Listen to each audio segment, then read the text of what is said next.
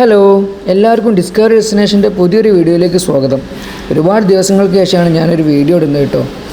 ഇപ്പം ഞാനുള്ളത് മണ്ണാർക്കാട് ചുരത്തിലാണ്. ഇവിടെ നിന്ന് ഇന്നത്തെ എൻ്റെ പ്ലാൻ എന്ന് വെച്ച് കഴിഞ്ഞാൽ ഒരു പാലക്കാടൻ കറക്കമാണ് പ്ലാൻ ചെയ്തിട്ടുള്ളത്. പാലക്കാടിൻ്റെ മനോഹരമായിട്ടുള്ള കാഴ്ചകളിലൂടെയാണ് ഇന്നത്തെ യാത്ര. ഇന്നും നാളെയും 2 ദിവസങ്ങളിലായിട്ടാണ് യാത്ര പ്ലാൻ ചെയ്തിട്ടുള്ളത്. ആദ്യമായി തന്നെ ഞാൻ പോകുന്നത് മലമ്പുഴ ഭാഗത്തേക്കാണ്. മലമ്പുഴ ഡാം കാണാനാണ് പോകുന്നത്. മലമ്പുഴ ഡാം പോകുന്ന വഴിക്കാണ് ഇത്തരത്തിലൊരു സ്ഥലം എൻ്റെ കണ്ണിൽപ്പെട്ടത്. ഗൂഗിൾ മാപ്പിലായിരുന്നു ഇത്തരത്തിലൊരു പാലം എൻ്റെ ശ്രദ്ധയിൽപ്പെട്ടത്. ഗൂഗിൾ മാപ്പിൽ ശ്രീ മുക്കായ് ടെമ്പിൾ എന്ന് സെർച്ച് ചെയ്താൽ നിങ്ങൾക്കും ഈ ഒരു ഭാഗത്ത് എത്താൻ പറ്റും കേട്ടോ.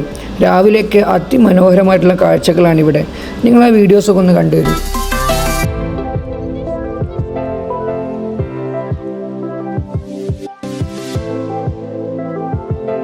ശാന്തസുന്ദരമായിട്ടുള്ളൊരു പ്രഭാതം നിങ്ങൾക്ക് ഇവിടെ ആസ്വദിക്കാൻ പറ്റും കേട്ടോ. ഏതായാലും സുന്ദരമായിട്ടുള്ള ഒരു പ്രഭാതം ഒന്ന് വെയിലൊക്കെ കൊണ്ടതിന് ശേഷം ഞങ്ങൾ അവിടെ നിന്ന് തിരിച്ച് നമ്മുടെ യാത്ര സ്റ്റാർട്ട് ചെയ്തു. ഗൈസ്, മലമ്പുഴ ഡാമിൻ്റെ എൻട്രൻസ് ആണ് കാണുന്നത്. കാവ ഐലൻഡിലേക്ക് നമുക്ക് മലമ്പുഴ ഡാമിനോട് ചേർന്നുള്ള ഈ വഴിയിലൂടെയാണ് പോവേണ്ടത്.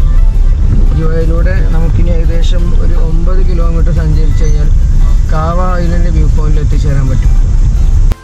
മലമ്പുഴ ഡാം 8 മണിയോടുകൂടിയാണ് ഓപ്പൺ ആവുന്നത്. അപ്പോൾ നമുക്ക് സമയമുണ്ട്. നമ്മൾ പോകുന്നത് വാളയാർ ഫോറസ്റ്റ് റേഞ്ചിലൂടെയാണ്. ആ പോകുന്ന റൂട്ട് വളരെ മനോഹരമാട്ടോ, പറയാതിരിക്കാൻ വയ്യ. നിങ്ങൾ എന്തായാലും ഈ റൂട്ട് ബൈക്ക് റൈഡിനൊക്കെ പറ്റിയ റൂട്ട് തന്നെയാണിത്. 2 ഭാഗത്തും മരങ്ങളൊക്കെ ആയിട്ട് നല്ല വൃത്തിയുള്ള റോഡും മൊത്തത്തിൽ അടിപൊളി വൈബാട്ടോ ഈ റോഡ്. കാവ ഐലൻഡിൻ്റെ അവിടെ നിന്ന് കുറച്ചുകൂടി മുന്നോട്ട് വന്നപ്പോഴാണ് ഒന്നാമ്പുഴ പാലം എന്ന് പറയുന്ന ഈ ഒരു ഏരിയ കണ്ണപ്പെട്ടത് കേട്ടോ. ഇത്തിരി മുന്നോട്ട് വന്നതാണ്, ജസ്റ്റ് ഒന്ന് ആ വഴി ഒന്ന് കാണാൻ വേണ്ടിയിട്ട് വന്നതായിരുന്നു. പക്ഷെ വന്നപ്പോൾ ഉണ്ടല്ലോ, വന്നില്ലെങ്കിൽ നഷ്ടമായി പോകുമെന്ന രീതിയിലുള്ളൊരു കാഴ്ചകളാണ് ഈ ഒരു സ്ഥലം ഞങ്ങൾക്ക് സമ്മാനിച്ചത്.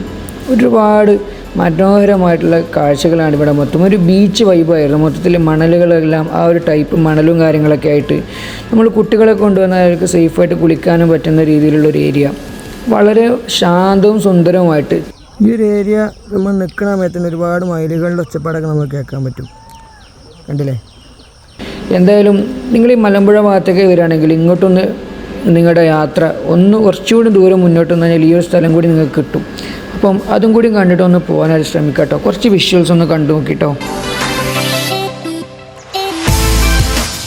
നമ്മളേതായാലും അവിടെ നിന്ന് റിട്ടേൺ പോവുകയാണ്. നമ്മുടെ യാത്ര കണ്ടിന്യൂ ആണ്. നമ്മൾ കവ ഐലൻഡിൻ്റെ അടുത്താണ് നമ്മുടെ ലക്ഷ്യം ഉണ്ടായിരുന്നത്. അപ്പോൾ നമ്മൾ കവ ഐലൻഡിലേക്ക് തിരിച്ചെത്തിയിട്ടുണ്ട്. കവ ഐലൻഡ് വ്യൂ പോയിൻ്റ് എന്ന് ഗൂഗിൾ മാപ്പിൽ സെർച്ച് ചെയ്ത് കഴിഞ്ഞാൽ നിങ്ങൾക്ക് ഇവിടെ എത്തിച്ചേരാൻ പറ്റും. കവ ഐലൻഡിലേക്ക് പോകാനായിട്ട് മുന്നൊരു വഴി ഉണ്ടായിരുന്നു. ആ വഴി ഇപ്പോൾ ഏകദേശം ക്ലോസ് ചെയ്തിട്ടുണ്ട്. അപ്പോൾ ഇവിടെ വന്നു കഴിഞ്ഞാൽ നിങ്ങൾക്ക് എന്ത് ചെയ്യാം, കവ ഐലൻഡ് വിദൂരമായിട്ടുള്ളൊരു ദൃശ്യം കാണാനും പറ്റും. ഒരുപാട് ഫോട്ടോസും വീഡിയോസൊക്കെ എടുക്കാൻ പറ്റിയ ഒരു ലൊക്കേഷൻ കൂടിയാണ്. കണ്ടില്ലേ, എന്ത് മനോഹരമായിട്ടുള്ളൊരു ഏരിയ ആണ്. അങ്ങോട്ട് പോകാനുള്ളൊരു വഴിയാണിത്. ഇവിടെ ഇറങ്ങിയിട്ട് ഇവിടെ നിങ്ങൾക്ക് വണ്ടി സ്റ്റോപ്പ് ചെയ്തിട്ട് ഇത്തിരി നടന്നു കഴിഞ്ഞാൽ നിങ്ങൾക്ക് എത്താൻ പറ്റും. നമ്മളേതായാലും ആ റൂട്ട് ട്രൈ ചെയ്തില്ല. ബൈക്കൊക്കെ ഉണ്ടെങ്കിൽ നിങ്ങൾക്ക് കുറച്ചുകൂടി ദൂരം മുന്നിലോട്ട് പോകാൻ പറ്റും കേട്ടോ. ഒന്നാമ്പുഴ പാലവും അതുപോലെ കവ ഐലൻഡ് വ്യൂ പോയിൻറ്റും കണ്ട് നമ്മളിനി നേരെ പോകുന്നത് നമ്മുടെ പ്രധാന ലക്ഷ്യമായിട്ടുള്ള നമ്മുടെ മലമ്പുഴ ഡാമിലേക്ക് തന്നെയാണ്. മലമ്പുഴ ഡാമിൻ്റെ കാഴ്ചകളിലേക്ക് പോകാൻ നോക്കിനി. മലമ്പുഴ ഡാമിൻ്റെ അവിടെ നിന്ന് തന്നെ നമ്മൾ വണ്ടിയെല്ലാം പാർക്ക് ചെയ്ത് അവിടെ നിന്ന് നമ്മൾ ചെറിയ ബ്രേക്ക്ഫാസ്റ്റ് കഴിച്ചു. ഇവിടെ ഒരുപാട് ഹോട്ടൽസും കാര്യങ്ങളൊക്കെ അവൈലബിൾ ആണ്. അപ്പോൾ അവിടെ നിന്ന് തന്നെ ബ്രേക്ക്ഫാസ്റ്റ് കഴിച്ചു. ഒരാളിന് 30 രൂപയാണ് കേട്ടോ വരുന്നത്. അഡൾട്ടിന് 30 രൂപ ടിക്കറ്റ് എടുത്തിട്ട് നമ്മളേതായാലും ഉള്ളിലേക്ക് കയറി നോക്കാം. ഒരുപാട് ദിവസങ്ങൾക്ക് ശേഷമാണ് മലമ്പുഴ ഡാമിലേക്ക് ഞാൻ പോകുന്നത്. സ്കൂൾ കാലഘട്ടങ്ങളിലായിരുന്ന സമയത്താണ് അവസാനമായിട്ട് മലമ്പുഴ വിസിറ്റ് ചെയ്തത് എന്നാണ് എൻ്റെ ഒരു ഓർമ്മ. അതിനാൽ തന്നെ എന്തൊക്കെയോ മാറ്റങ്ങൾ ഇവിടെ ഉള്ള പോലെ എനിക്ക് ആദ്യമേ തോന്നിയിട്ടുണ്ടായിരുന്നു. മനോഹരമായിട്ടുള്ള പാർക്കും കാര്യങ്ങളും. മലമ്പുഴ ഡാം പല തവണകളായിട്ട് വന്നവരുണ്ടായിരിക്കും നമ്മുടെ നാട്ടിൽ. അവർക്ക് പെട്ടെന്ന് ക്യാച്ച് ചെയ്യാൻ പറ്റും. ഏതായാലും ഞാൻ ഒരുപാട് കാലങ്ങൾക്ക് ശേഷം പോകുന്നതുകൊണ്ട് തന്നെ ഒരുപാട് മാറ്റങ്ങൾ ഇവിടെ ഉള്ളതായിട്ട് എനിക്ക് മനസ്സിലാക്കാൻ പറ്റി.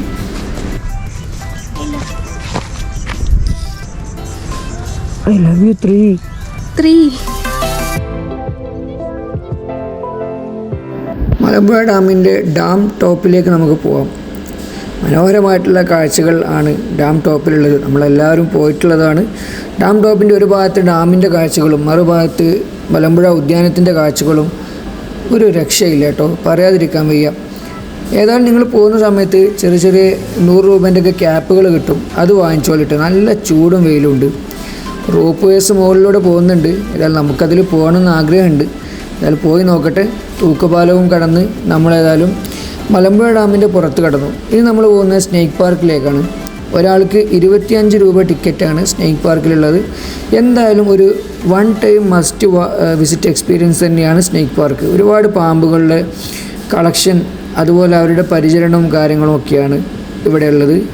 മുതലകളുണ്ട്, പെരുമ്പാമ്പ്, മലമ്പാമ്പ്, അങ്ങനെ തുടങ്ങിയിട്ടുള്ള നമുക്ക് കണ്ടാൽ അറപ്പാവുന്ന രീതിയിലുള്ള, ആ രീതിയിലല്ല, ചിലർക്ക് ഈ പാമ്പുകളൊക്കെ ഒരു വെറുപ്പുളവാക്കുന്ന സംഭവങ്ങളായിട്ടാണ് പലരും കണക്കാക്കാറുള്ളത്. അപ്പോൾ അത്തരത്തിലുള്ള കാഴ്ചകളൊക്കെ നിങ്ങൾക്ക് ഇവിടെ കാണാൻ പറ്റും. അവിടെ നിന്ന് ഇറങ്ങി നേരെ തൊട്ട് ഓപ്പോസിറ്റ് റൂട്ടിലുള്ള അക്വേറിയത്തിലേക്ക് നമ്മൾ പോയി.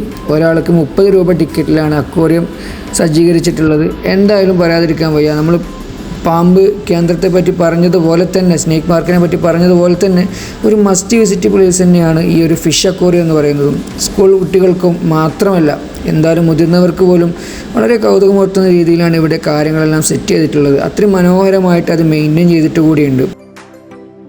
ഫിഷ് അക്വേറിയത്തിൻ്റെ മുന്നിലേക്ക് അവിടെ നിന്ന് ഇറങ്ങിയതിന് ശേഷം നമ്മൾ ഇനി ഏതായാലും റോപ്പ് വേയിലേക്കാണ് പോകുന്നത്. റോപ്പ് വേ ഒരുപാട് കാലങ്ങൾക്ക് ശേഷമാണ് ഞാനും കയറാൻ പോകുന്നത്. എൻ്റെ പാർട്ട്ണറാണെങ്കിൽ അത് എക്സ്പീരിയൻസ് ചെയ്തിട്ട് കൂടിയില്ല. അവൾക്ക് ഇതെല്ലാം ഒരു പുതിയ കാഴ്ചകൾ തന്നെയാണ്. 142 രൂപ എന്ന് പറയുന്നത് വളരെ റീസണബിൾ ആയിട്ടുള്ള റേറ്റിൻ്റെ പുറത്ത് നമുക്ക് റോപ്പ് വേ എൻജോയ് ചെയ്യാൻ പറ്റും എന്നുള്ളത് ഒരു നല്ലൊരു കാര്യമായിട്ട് തന്നെ തോന്നി. കണ്ടിന്യൂസ് ആയിട്ട് റൺ ചെയ്തുകൊണ്ടിരിക്കുന്ന റോപ്പ് വേയിൽ കയറുക എന്നുള്ളത് ചിലർക്കെങ്കിലും ശ്രമകരമായിട്ട് തോന്നിയേക്കാം. പക്ഷേ വലിയ ബുദ്ധിമുട്ടൊന്നുമില്ല. നല്ല സപ്പോർട്ടീവായിട്ടുള്ള സ്റ്റാഫും കാര്യങ്ങളൊക്കെ തന്നെയാണ്. അങ്ങനെ റോപ്പ് മനോഹരമായിട്ട് എൻജോയ് ചെയ്തുകൊണ്ടിരിക്കുക. നമുക്ക് 2 സൈഡ് ഏകദേശം 1200 മീറ്റർ 1.2 കിലോമീറ്റേഴ്സ് വരുന്നുണ്ട് റോപ്പ് വേയുടെ ടോട്ടൽ ലെങ്ത്ത് എന്ന് പറയുന്നത്. ഏതായാലും മനോഹരമായിട്ടുള്ള റോപ്പ് വേയുടെ കാഴ്ചകളെല്ലാം കണ്ട് നമ്മൾ അടിപൊളിയായിട്ട് നമ്മുടെ ആ ഒരു എക്സ്പീരിയൻസ്. അടുത്തതായിട്ട് നമ്മൾ നേരെ നെല്ലിയാമ്പതി വിടാം എന്ന് പറഞ്ഞതിൽ കിടക്കുകയാണ്. എന്നാൽ പിന്നെ പാലക്കാട് കോട്ടക്കൂടി പോകാമെന്നുള്ള രീതിയിലേക്ക് പ്ലാൻ ചെയ്തതും പിന്നെ ആ രീതിയിലേക്ക് നമ്മൾ യാത്ര തുടർന്നതും. പാലക്കാട് കോട്ടയിൽ 50 രൂപയ്ക്ക് 2 പേർക്കുള്ള ടിക്കറ്റ് എടുത്തുകൊണ്ട് നമ്മൾ കയറി. മുന്നൊക്കെ നമ്മൾ ഈ എൻട്രൻസ് ഭാഗത്തായിരുന്നു ടിക്കറ്റ് ഉണ്ടായിരുന്നത് എന്നാണ് എൻ്റെ ഒരു ഓർമ്മ. ഇപ്പോൾ എല്ലാം ടിക്കറ്റ് മുൻഭാഗത്ത് തന്നെ സജ്ജീകരിച്ചിട്ടുണ്ട്. നല്ലൊരു കാര്യമായിട്ട് തോന്നി. എൻട്രൻസ് ഭാഗത്ത് വലിയ റഷോ കാര്യങ്ങളോ ഒന്നുമില്ല.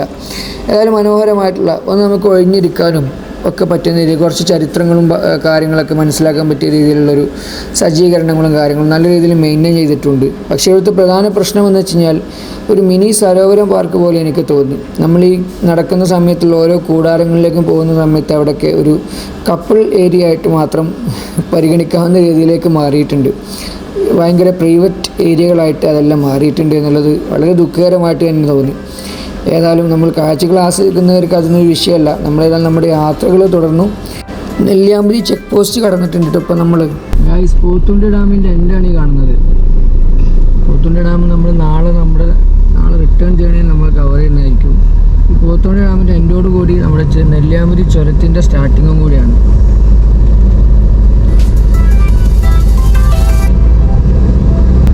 നെല്ലിയാമ്പതി റിസർവ്ഡ് ഫോറസ്റ്റിലൂടെയാണ് നമ്മളിപ്പോൾ യാത്ര ചെയ്തുകൊണ്ടിരിക്കുന്നത്.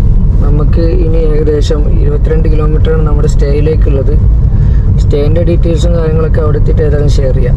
ഏതായാലും പതുക്കെ ഇങ്ങനെ ചുരം കയറിക്കൊണ്ടിരിക്കുകയാണ്. സ്റ്റേയിലെത്തി ഒന്ന് ഫ്രഷ് ആയതിനു ശേഷം ബാക്കി 1-2 സൈറ്റ്സൊക്കെ പോയി കാണുന്നുണ്ട്. അപ്പോൾ ഏതായാലും പോയി വെക്കാം. അപ്പോൾ നമ്മുടെ പോത്തുണ്ടി ഡാമിൻ്റെ റിസർവോയറാണ് ഈ കാണുന്നത്. നമ്മളിങ്ങനെ ചുരം കയറി തുടങ്ങുമ്പോൾ തന്നെ രണ്ടാമത്തെ വളവിലൊക്കെ നമുക്ക് കിട്ടുന്നൊരു വ്യൂ ആണ്. അധികം വ്യൂ കാര്യങ്ങളോ നമുക്കിപ്പോൾ വാൽപ്പാറ പോകുന്ന ആലിയാർ ഡാമിൻ്റെ ഒക്കെ വ്യൂ കിട്ടുന്ന പോലത്തെ സംഭവങ്ങളൊന്നും നമുക്കിവിടെ കിട്ടില്ല. ജസ്റ്റ് ഇതുപോലത്തെ റയറായിട്ട് എപ്പോഴെങ്കിലും പോലെ വ്യൂ കിട്ടുന്നതാണ് ഉള്ളത്. എന്നാലും കുറച്ച് നേരം ഇവിടെ ഇരുന്നിട്ട് റെസ്റ്റ് എടുത്തിട്ട് പതുക്കെ പോകാം.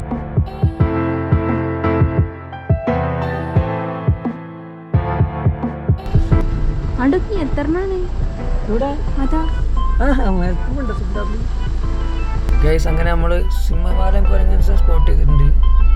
ഒരാളുകൾ കണ്ട പോലെ തന്നെ താഴത്തുണ്ട്. മരത്തിൽ ഒരുപാട് പേരുണ്ട്. അതാ പോണം ഇപ്പോൾ 10x സൂം ചെയ്തിട്ട് എടുക്കാം. വാവ്, അടിപൊളി ഒരുപാട് പേരുണ്ട് കേട്ടോ.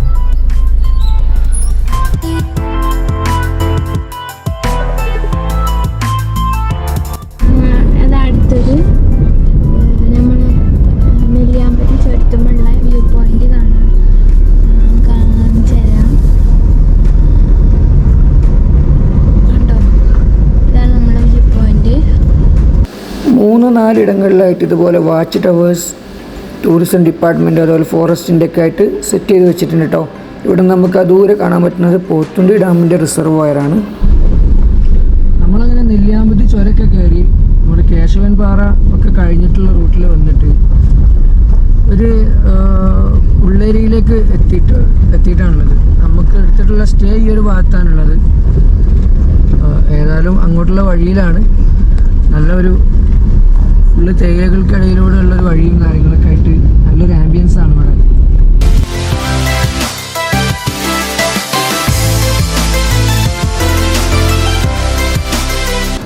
നമ്മൾ നമ്മുടെ റൂമിലെത്തിയിട്ടുണ്ട് കേട്ടോ. എവർഗ്രീൻ ഹോം സ്റ്റേ എന്ന് പറഞ്ഞിട്ടുള്ളൊരു ഹോം സ്റ്റേയിലേക്കാണ് നമ്മൾ വന്നിട്ടുള്ളത്. റൂമിൻ്റെ മൊത്തത്തിൽ നല്ലൊരു റൂമും കാര്യങ്ങളൊക്കെയാണ്. പെർ റൂം 3000 ആണ് ഇവർ ചാർജ് ചെയ്യുന്നത്. റൂമൊക്കെ നിങ്ങൾക്ക് കാണാൻ പറ്റും. 2 ബെഡ് നിങ്ങൾക്ക് വേണ്ടി ഫാമിലി ആയിട്ടൊക്കെ വന്നു കഴിഞ്ഞാലും നിങ്ങൾക്ക് ഇവിടെ സ്റ്റേ ചെയ്യാനായിട്ട് അത്യാവശ്യം സ്പേഷ്യസ് ആയിട്ടുള്ള റൂമും കാര്യങ്ങളൊക്കെയാണ്. പുറത്ത് നല്ലൊരു ബാൽക്കണി ഉണ്ട്. ബാൽക്കണിയിലുള്ള ഫുഡ് കഴിക്കാനും അതുപോലെ ചായ എടുക്കാനൊക്കെ നല്ലൊരു വൈബ് തന്നെയാണ് കേട്ടോ. അങ്ങനെ നമ്മൾ റൂമിലൊക്കെ പോയി ഫ്രഷായി നല്ല റിലാക്സ് ആയതിനു ശേഷം വണ്ടി എടുത്ത് ഇറങ്ങിക്കാനുള്ളത്. പിന്നെ കാരാപ്പാറ ഹാങ്ങിങ് ബ്രിഡ്ജ് നോക്കിയിട്ടാണ് ഇപ്പോൾ യാത്ര. നമ്മുടെ റൂമിൽ നിന്ന് ഏകദേശം 8 കിലോമീറ്ററാണ് അങ്ങോട്ടുള്ള ഒരു ജേണി വരുന്നത്. പോകുന്ന വഴിയൊക്കെ അടിപൊളി വഴിയാണ്. കാരാപ്പാറ ഹാങ്ങിങ് ബ്രിഡ്ജിലേക്കുള്ള വഴി ഇപ്പോൾ ഇത്ര മനോഹരമായിട്ടുണ്ടെങ്കിലും കുറച്ച് കഴിയുമ്പോൾ കാടിൻ്റെ വന്യത മൂടിയിട്ടുള്ളൊരു വഴി തന്നെയാണ് കേട്ടോ. ആ കാടിൻ്റെ വന്യതയിൽ നിന്ന് നമുക്ക് ആദ്യം ദൃശ്യമായത് കേഴമാൻ തന്നെയാണ്. മാൻവർഗത്തിൽപ്പെട്ട ഏറ്റവും ചെറിയ ജീവിയാണ് കേഴമാൻ. നമ്മളെ കണ്ടു കഴിഞ്ഞാൽ പെട്ടെന്ന് ഓടിപ്പോകുന്ന ടൈപ്പ് മാനുകളാട്ടോ. അപ്പോൾ നമ്മൾ കാറിൻ്റെ ശബ്ദം ഒന്ന് കേട്ട് അപ്പോഴേക്ക് തന്നെ ആൾ ഓടിപ്പോയിട്ടോ. ഇതേ കണ്ടോ. അടുത്തതായിട്ട് നമുക്ക് കിട്ടിയത് നീൽഗിരി ലങ്കൂറുകളെയാണ്. ഒരുപാട് തന്നെ ഉണ്ടായിരുന്നു. അപ്പം ഒന്നിൻ്റെ വീഡിയോ ഞാനിവിടെ കൊടുക്കുന്നുണ്ട്. കണ്ടില്ലേ, കാട് വളരെ വന്യമായിട്ടുള്ള കാടാണ് നമ്മുടെ ഈ ഒരു നെല്ലിയാമ്പതി കാടുകൾ എന്ന് പറയുന്നത്. ആ കാടിലൂടെ നമ്മൾ സഞ്ചരിക്കുന്ന സമയത്താണ് 2 പിടിയാനകൾ നടന്നു പോകുന്നതായിട്ട് കണ്ടത്. നമ്മൾ നിൽക്കുന്നതിൻ്റെ നേരെ ഓപ്പോസിറ്റുള്ളൊരു വഴിയിലൂടെ ആനത്താരയിലൂടെയാണ് അവരുടെ സഞ്ചാരം. ഏതായാലും നമ്മൾ അവരെ ഒന്നും ശല്യം ചെയ്യാതെ നമ്മുടെ ലക്ഷ്യസ്ഥാനത്തെത്തി. ഇതാണ് നമ്മുടെ കാരാപ്പാറ ഹാങ്ങിങ് ബ്രിഡ്ജ്. നമ്മുടെ കൂടെ ഒരു നായ്ക്കുട്ടൻ കൂടിയിട്ടുണ്ടായിരുന്നു. ഇപ്പം ഈ സമയമായി, ലേറ്റായി, സന്ധ്യ നേരമായിട്ടുണ്ട്. എല്ലാവരും ഇവിടെ വന്നവരൊക്കെ തിരിച്ചു പോയിക്കൊണ്ടിരിക്കുകയാണ്. എന്തായാലും മനോഹരമായിട്ടുള്ള ഈ ഒരു കാരാപ്പാറ ബ്രിഡ്ജിൻ്റെ അപ്പുറത്തേക്ക് വന്യമായിട്ടുള്ള കാടാണ്. അപ്പം എല്ലാവരും ശ്രദ്ധിക്കണം. പുലിയും കരടികളും ആനകളും എല്ലാവരും ഉള്ള വലിയൊരു കാട് തന്നെയാണ് നമ്മുടെ നെല്ലിയാമ്പതി ഫോറസ്റ്റ് എന്ന് പറയുന്നത്. അപ്പം ശ്രദ്ധിക്കണം എന്തായാലും നിങ്ങളുടെ യാത്രകളിലൊക്കെ. മനോഹരമായിട്ടുള്ള കാരാപ്പാറ ഹാങ്ങിങ് ബ്രിഡ്ജിൻ്റെ കാഴ്ചകൾ കൂടി കണ്ടിട്ട് നമ്മളിവിടെ നിന്ന് പോവുകയാണ്. നമ്മളിവിടെ ചേച്ചിയെ പരിചയപ്പെട്ടു. ചേച്ചിയുടെ കയ്യിൽ നിന്ന് ഒരു ചായയും ചെറിയ കടിയൊക്കെ കഴിച്ചിട്ട് നമ്മൾ ഏതായാലും എൻജോയ് ചെയ്ത് നമ്മളെ പട്ടിക്കുട്ടനെ ഒന്ന് സന്തോഷിപ്പിച്ചിട്ട് നമ്മളേതായാലും ഇവിടെ നിന്ന് പോവുകയാണ് കേട്ടോ. ഇനി നമ്മൾ നേരെ റൂമിലേക്കാണ്. നേരം സന്ധ്യയായി. തിരിച്ചു പോകുന്ന സമയത്ത് ആണ് ശരിക്കും ഈ ഒരു കാടിൻ്റെ വന്യത ഞങ്ങൾക്ക് അനുഭവിക്കാൻ കഴിഞ്ഞത്. തീർച്ചയായിട്ടും നമ്മൾ ഭയപ്പെടേണ്ട രീതിയിലുള്ള റോഡും കാര്യങ്ങളൊക്കെയാണ് നമ്മുടെ കാരാപ്പാറ ഹാങ്ങിങ് ബ്രിഡ്ജിലേക്ക് ഉള്ളത്. ബാക്കി എല്ലാ റോഡുകളും നമുക്ക് ഇത്രത്തോളം ഉള്ളതായിട്ട് തോന്നിയില്ല. എന്നാലും നെല്ലിയാമ്പതി റിസർവ്ഡ് ഫോറസ്റ്റിൻ്റെ ഭയാനകത ഞങ്ങൾക്ക് ഏതായാലും ഇന്നത്തെ യാത്രയിൽ ഞങ്ങൾക്ക് ദൃശ്യമായി. ഏതായാലും നമ്മൾ റൂമിലേക്കാണ് പോകുന്നത്. റൂമിൽ പോയിട്ട് ഫ്രഷായിട്ട് ഉറങ്ങിയിട്ട് നാളത്തെ വിശേഷങ്ങളുമായിട്ട് ഞാൻ വരാം. അപ്പോൾ അതുവരെ എല്ലാവരും സേഫായിട്ട് ഇരിക്കാം കേട്ടോ. ശരി, ബൈ.